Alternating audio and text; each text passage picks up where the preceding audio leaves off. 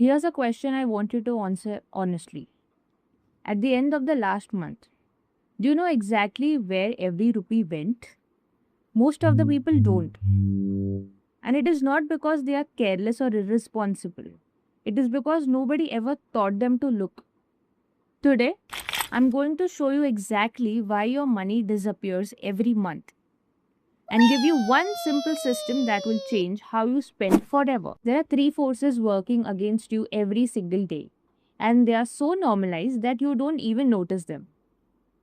Family conditioning. The way your household handled money became your blueprint. If your parents brought first and saved later whatever was left, you probably do the same. If spending on guests and occasions was non negotiable, you'd probably find it hard to say no to those things today. UPI and EMI culture. Paying has never been effortless. You don't hand over cash anymore. You don't feel the money leaving. One tap, done.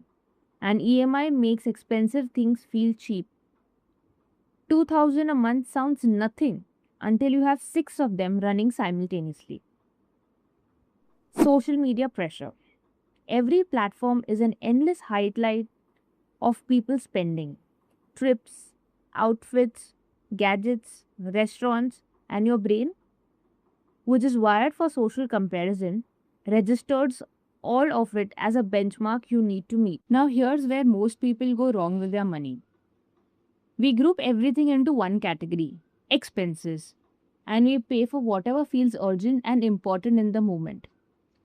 But there's a better way to look at it. Every rupee you spend falls into one of the three buckets: necessities, needs, and wants.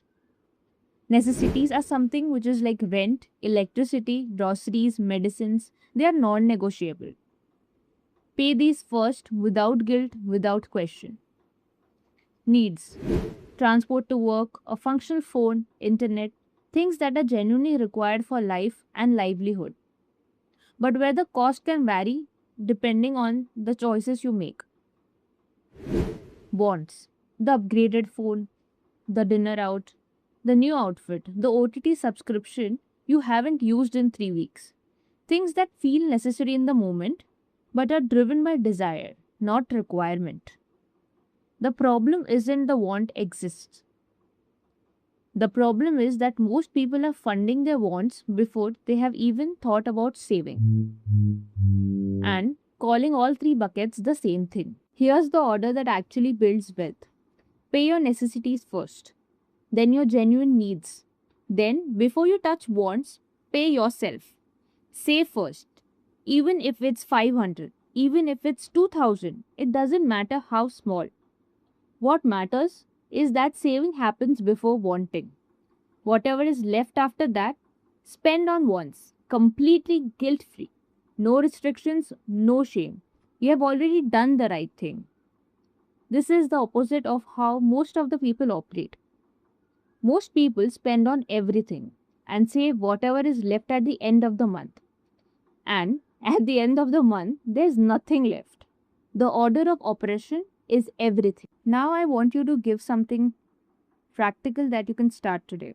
For the next 3 days, every time you spend money, write it down and label it: necessities, needs, or want. That's it. No budget, no complicated spreadsheet. Just 3 days of honest labeling. By the day 3, you will see something that will genuinely surprise you. A large chunk of what felt like needs were actually wants in disguise. The daily coffee, the extra data pack, the food delivery because cooking felt like too much effort, the app subscription you forgot about. None of these are wrong in their own way. But when you see them all together, labeled honestly, you understand for the first time where your money is actually going. And awareness is where change begins. You cannot fix what you cannot see. Once you have done the 3-day tracker and you understand your spending patterns, apply one rule to every want from that point forward. Wait for 24 hours before buying it. Not forever, just 24 hours. Put it on the list. Sleep on it. Come back tomorrow. You will find that 80% of the time that urge has passed. The thing that felt urgent at 9 p.m. doesn't feel urgent at all in the next morning. That's not willpower. That's just giving your rational brain a chance to catch up with your emotional brain. In the last video, we talked about how conditioning shapes your entire relationship with money. This video is the next step. Now you see exactly where that conditioning shows up in your daily spending. In the next video, we go deeper, we talk about assets versus liabilities and why the same purchase can be a smart investment for one person and financial drain for another. Do the 3-day tracker this week. Seriously, just 3 days. And come back and tell me in the comments what surprised you the most. Comment if it hits different. Hit the like button, share it with someone who needs a money reset, subscribe for new video and see you next time.